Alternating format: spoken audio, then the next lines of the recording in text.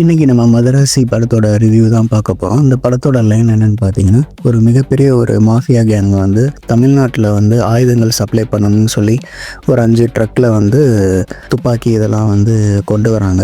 NIA அதிகாரியாக இருக்கிற பிஜு மேனன் அவருக்கு எப்படியோ தெரிய வருது. இதை தடுத்து நிறுத்த முயற்சி பண்ணுறாங்க.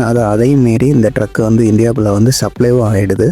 அதுக்கப்புறம் இது ஒரு இடத்துல பதுக்கி வச்சுருக்காங்க. இது முழுமையாக பிளாஸ்ட் பண்ணணும் அப்படின்னு நினைக்கிறப்போ ஒரு சூசைடு அட்டாக் தான் பண்ணி ஆகணும். அப்போ தான் வந்து ஹீரோ வந்து லவ் ஃபெயிலியரில் வந்து சூசைடு அட்டாக் ட்ரை பண்ணிக்கிட்டு இருக்காரு.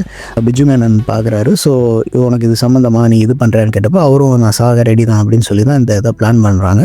அதுக்கப்புறம் என்ன நடந்துச்சு அப்படின்ற இந்த படத்தோட லைன்.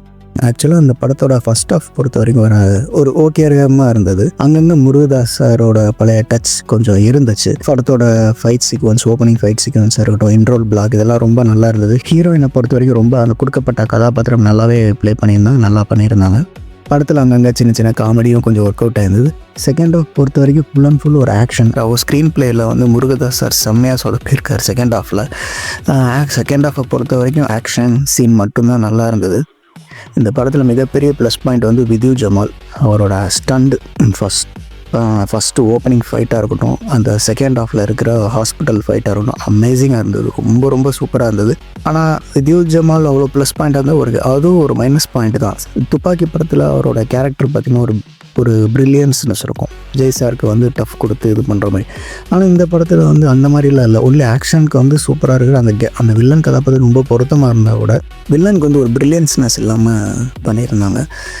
சார்பேட்டா பரம்பரை டான்ஸரோஸ் அவரும் தான் பண்ணியிருந்தார். அவரோட கேரக்டர் ஓகே ரகமாக தான் இருந்தது. அவ்வளோ பேச முடியல. இன்ட்ரோல் பிளாக் ரொம்ப நல்லாவே இருந்தது.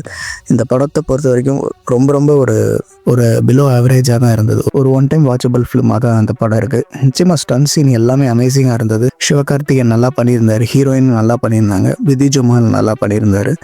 அண்டு பாடல் பொறுத்த வரைக்கும் பெரிய லெவலில் எல்லாம் ஒரே ஒரு பாட்டு மட்டும் நல்லா இருந்துச்சு. பாட்டு வந்து பெட்டராக இருந்திருக்கலாம்.